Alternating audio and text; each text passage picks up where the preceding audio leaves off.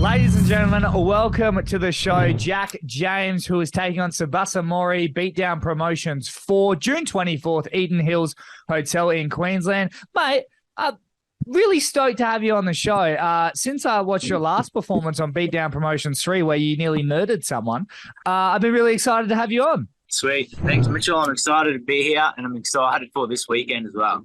Is that where the nickname Bricktop came from, because of your top-heavy game? No, but I like that. This came from, I suppose, coach just thought I had a pretty big square head, and he thought Bricktop fitted pretty well. And at the start, I did try to change it a few times, but it never quite worked. But I do like it now. Now, when it comes to your mixed martial arts career, obviously back in 2018, I think was your first amateur fight. But since turning pro, you've been very busy. You've almost been more busy as a professional than you were as an amateur. Yeah, we're definitely trying to string them together now. Plus, this back end of the year as well, we're going to keep super busy. Every couple of months have a fight, so it's working out pretty well.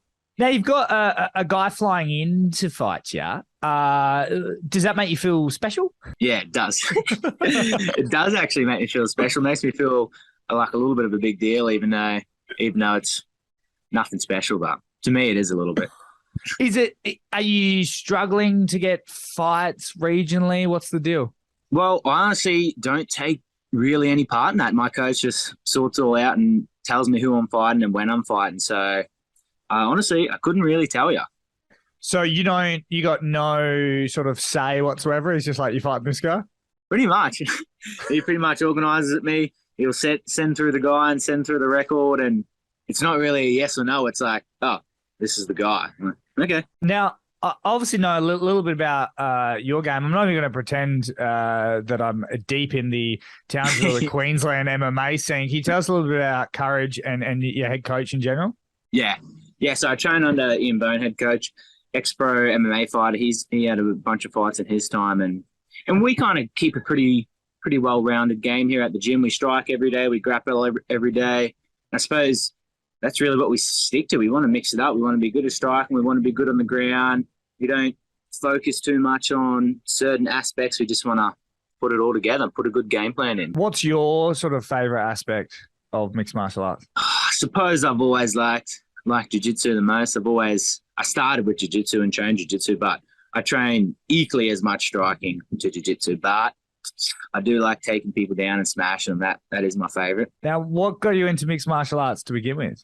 Nothing in particular. Nothing. I just finished uni. I was 18, finished uni, looking for a gym, something to do. I didn't even really watch UFC or anything like that, and then just came to the gym, started training jiu-jitsu, and got hooked. Wow. How's the family and stuff feel about it? Yeah, they're fine. They're fine. Maybe a little bit at the start, a little bit hesitant, but I mean, they come to every fight now, and they're my biggest cheerleaders, so they love it. It's hard to be worried about your health when you're winning.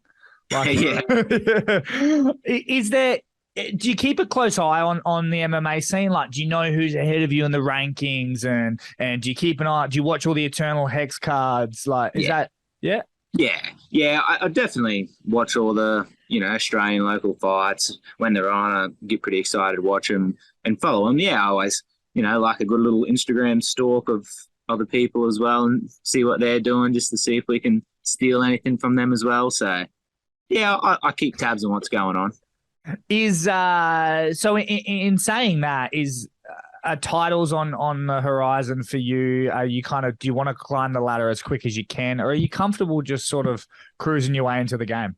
Yeah, I'm pretty comfortable just cruising my way up. I definitely want a title. It's a goal I've wrote down and a goal I will achieve as well. So it's definitely on the horizon, but I wouldn't say it's in, the next 2 fights, maybe 3 or 4 fights down the line. Is that the same thing with your head coach? You just leave even your career up to him? Yeah, he always asks me where do you want to go? Are you fighting for fun? Are you fighting because you want to make it far? Are you fighting to be the best? So he asks me those sorts of questions. I tell him what I want to do, and he comes up with the game plan from there.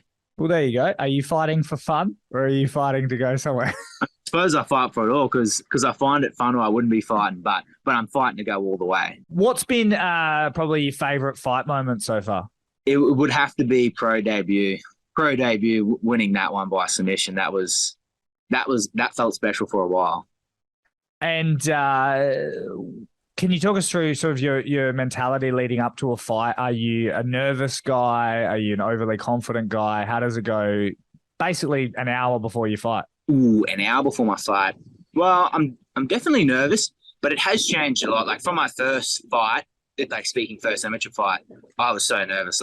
All my amateur fights really, just standing out the back thinking, this is crazy. Very, very nervous. But now each fight I'm getting better and better, and I'm getting more excited to fight. Like out the back, I'm going, getting warmed up, getting ready to go. And I'm really excited to go out there and just try to perform and show all the skills I know. And you're out of Townsville, aren't you? Yeah. Yeah. Are you like a big celebrity? No. I had been on the front page of the paper and the back page, but that's my biggest claim. The front page? How'd you get the front page? I don't know.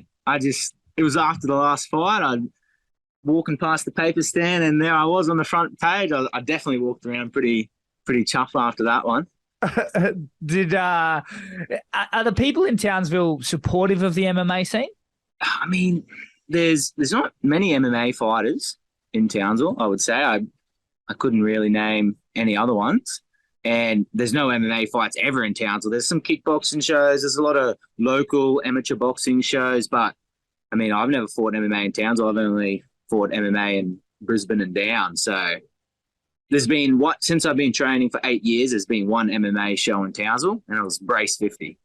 Outside of the cage, are you a staunchy bloke? Like, you avoid confrontation? Nah, oh, yeah.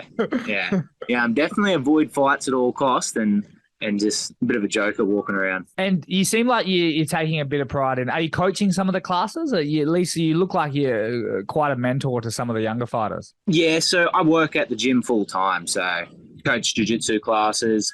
We got Coach Joe who coaches the striking classes, but, sometimes I'll do fill in for some of his classes and that as well. But, yeah, I'm hanging around the gym 24/7 really. Well, you said you went to uni. What'd you study? And is this sort of paying the bills? This is, yeah. I only started uni. I didn't finish uni. Oh, okay. So, yeah, because I started working here full time. So once I started working at the gym full time, I kind of pushed uni to the side and dedicated myself to this. What were you studying at uni? Started engineering. Oh, so you're a smart guy. Somehow they let me in. I don't know. Maybe that's why I didn't finish. And so no sort of inkling of fighting when you were younger? Nah, never. How did you get into mixed martial arts? Like, I know I just asked before, but like, it sounds like you walked past the gym and went, yeah, all right. Pretty much, yeah. I'm pretty competitive. So I suppose jiu-jitsu, you could just compete straight away. Like I was competing within 1 month of starting up doing jiu-jitsu. Because it's just, I don't know, you just go into the comp and I don't know. I just loved it. Yeah, I don't know. I just loved it and still love it. Are you a travel to train type of guy? Like, do you ever head up to Brisbane or anything like that? Yeah, I love it. Yeah, I've been up to Brisbane, trained around there. I love training at Base Training Centre and Team Compton's when I go down to Brisbane. Always popping there. But otherwise, I've done the trips like, I've done the Thailand trip for a month. I've done the Brazil trip for a month. And so I do like traveling to train. Should say you definitely like you're full into this. Like this is definitely going to be sort of your career for the next a couple of years. Yeah. Well, that's all I do. I just train, coach, train, go home, come back, train. So what do you do for fun, Jack James? I suppose I train. Train, and that's about it. That's train and fight.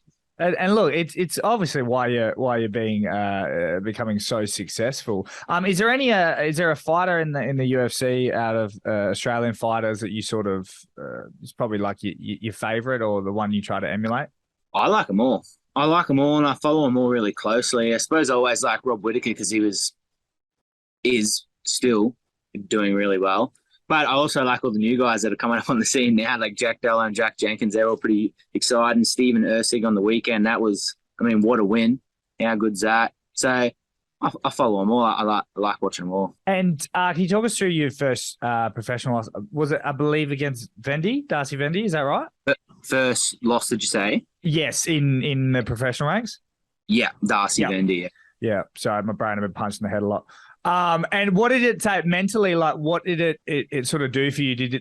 Was that a real big setback? Were you like, man, maybe I can't do this? Or were you just like, nah, that's a fight out the way. Let's keep moving forward. No, it definitely was a bit of a mental challenge. I stuck around for a while and I really wasn't happy with, like, say, my performance and that. Not saying I didn't try my hardest, but as in I found it so hard to watch that fight back and take notes. So it was a bit of a mental challenge, but I'm definitely past that now. And have you ever had any moments where you think, man, like I can't do this, and where's your coach at with you, like, emotionally? I suppose I'm always questioning myself, like, say, even like just about every day. It's like I may train 3 hours in a day and I'm still like, oh, was that enough training?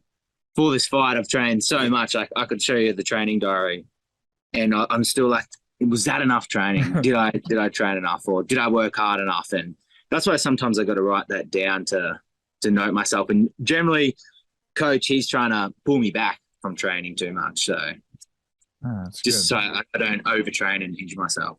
And heading into your fight, June 24th, Beatdown and promotions for Eden Hills Hotel against Sebastian Mori. Do you have a prediction for the fight? Do you have an idea of what you want to do? Yeah, I'm going for submission. Yeah. What round? Submission. Well, statistically, it's always round 2, I believe. I've got most of my finishes rear naked choke round 2 or submission in round 2. So round 2 submission. What submission? I'm going with Palmer bet, mate. I'm going to go hard. Well, I might have to tell you a fake one, so then I can get on the one I'm thinking. I like a good rear naked choke, flatten out rear naked choke. All right, well, I'm going to do that just for kicks. We'll put in round 2, rear naked choke, submission victory. Mate, before I let you go, I just wanted to ask you just one question. Ask everyone, after it's all said and done in mixed martial arts, how does Jack James want to be remembered? Jeez.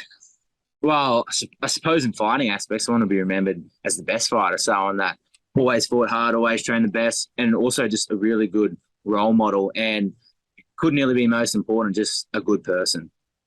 Awesome, mate. Well, thanks for taking the time, dude. I wish you best of luck, and hopefully we chat after, and then you got a long career, so I can't wait to see it. Thanks, Mitchell. Take it easy, brother.